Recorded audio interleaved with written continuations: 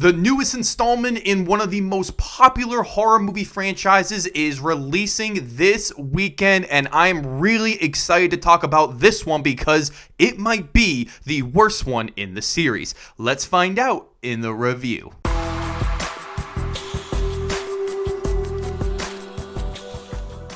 Welcome back, film fans. It is Brad from Let's Be Real Brad, and today on the channel, I want to talk to you guys about the brand new supernatural horror film called Insidious: The Red Door. Insidious: The Red Door is directed by Patrick Wilson, as it stars Ty Simpkins and Patrick Wilson in the lead roles. It is also a direct sequel to Insidious Chapter 2 from 2013, and the fifth installment in this movie series. So going into this film, I didn't have any expectations for it because, well, it is the fifth film in a horror movie series where normally horror movies are really dead at this point and they should just stop and they're really awful.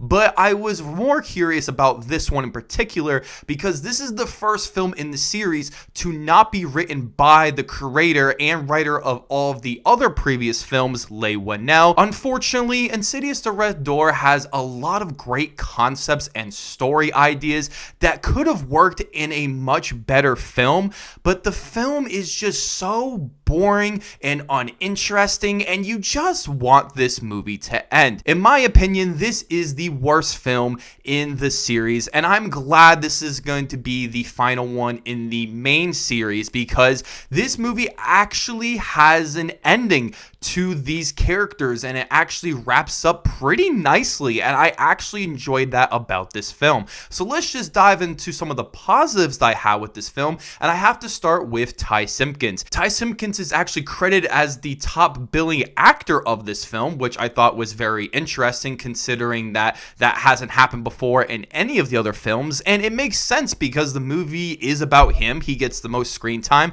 and I thought he was really good in this movie. Considering that he's only been in 2 of the Insidious movies and hasn't really acted in a whole lot of stuff, he was actually really good in this movie, and I thought that he took a big step in the right direction, and I really enjoyed his character in this movie. I feel like he really put a lot of time and effort to try to encapsulate what he was like as a 10-year-old in the first film, and now trying to bring all of these memories and who he is as a character later on, and I thought he did a really good job. Patrick Wilson also stars in this film, and he is great once again as Josh Lambert. He does a really good job as this character, as he is just pretty good in horror films like the Conjuring universe movies, and now that he is directing this film, I think that he did a really good job with this character and showcasing the trauma and mental illness that this character does have. One of the aspects about this film that it dives a lot deeper into than the other films is the themes of mental illness and trauma and how it fractures a family. As the film goes along, you learn about what happened during those 9 years and why this family is fractured as it is, and it actually works. It doesn't feel like that the screenplay tells the characters to do so. It feels natural like you would for any great film,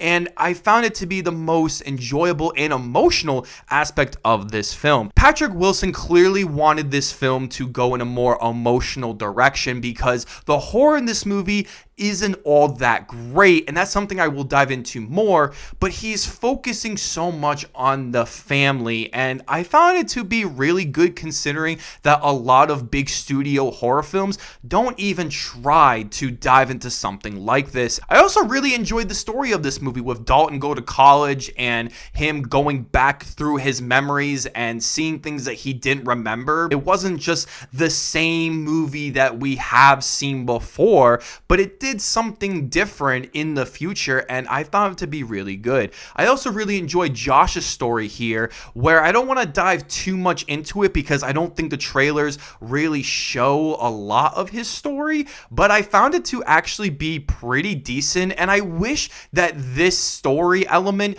could have been its own movie because I feel like it gets sidelined from the rest of the film. With all that being said, I do have quite a few criticisms with this film, and I do have to to start with the biggest one, and that is the horror. This movie is really trying to be scary. I give Patrick Wilson a lot of credit for doing his absolute best to try to make this movie as scary as possible, and I know it's not going to be as scary as the first movie or even the second one because those were directed by the legendary James Wan, but it just doesn't work for me. The horror is very tame. It doesn't really go for it. It doesn't really feel like a edgy PG-13 horror film like the other movies were, and it just doesn't do all that much, and I found it to be really dull. And this leads into my next criticism, which is the fact that this movie is really boring. With a runtime of around an hour and 48 minutes, which is around the same runtime as the rest of the films,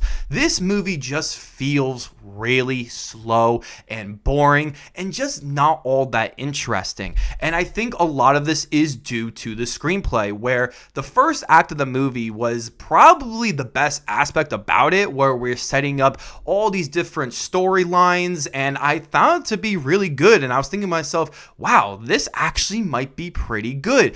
But as the movie goes along, it just becomes a rinse and repeat. The movie loses sight of these various storylines and things that the characters are trying to do and achieve, and it just felt like it was just mushed all together and it didn't feel very complete. I think this movie would have worked best if Josh and Dalton's storylines were cut a little bit more evenly, or one of them had their own main story and then we had another film with the other storyline, because both storylines are really interesting and they do align together with this father and son relationship, and I get why you would want to do it, but it just doesn't work when both of them are just not as interesting and they're packed into this average runtime. The third act of the film rushes right into it, and it feels very unsatisfactory with the horror aspect of it because there isn't a whole lot that happens, and it just feels like, okay, yeah, the movie's over.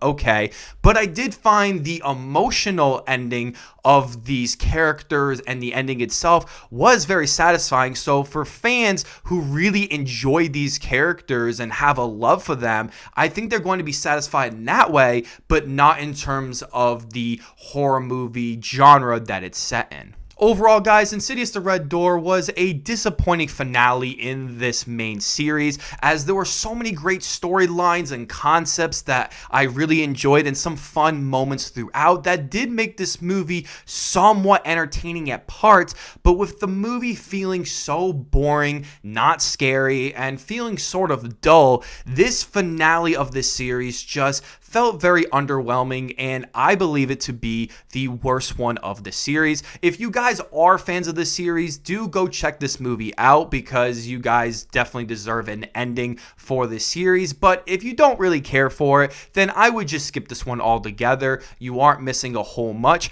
but it is also not one of the worst horror movie franchise sequels that I have ever seen. I am giving Insidious the Red Door a 5 out of 10. Thank you guys so much for checking out this review. As I want to know below in the comment section, have you guys seen Insidious the Red Door, and where would you rank it in your Insidious movies ranked list? I can't wait to hear about it. Before you guys check out this video, don't forget to hit that subscribe button, leave a like as you always should, and ring that notification bell so I can see you all in the following video.